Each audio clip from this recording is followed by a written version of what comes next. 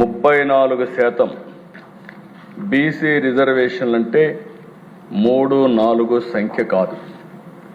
ఈ విషయం మనం గుర్తుపెట్టుకోవాలి.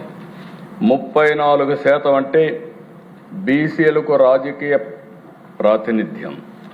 34% అంటే నిర్ణయాధికారంలో భాగస్వామ్యం.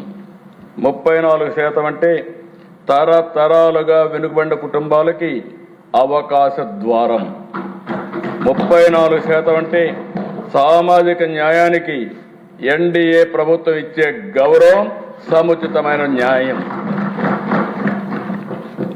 ఆంధ్రప్రదేశ్ ఆర్థిక వ్యవస్థని, గ్రామీణ జీవితాన్ని, వ్యవసాయాన్ని, చేతి వృత్తుల్ని, చిన్న వ్యాపారాలను, సేవా రంగాన్ని నిలబెట్టింది బీసీ సమాజమే.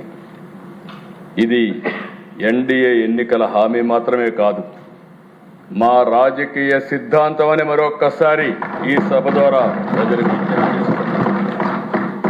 2024 ప్రజలు వద్దకు వెళ్ళినప్పుడు బీసీలకు స్థానిక సంస్థలు నామినేషన్ పదవుల్లో 34% ప్రాతినిధ్యం కల్పిస్తామని చాలా స్పష్టంగా చెప్పాం.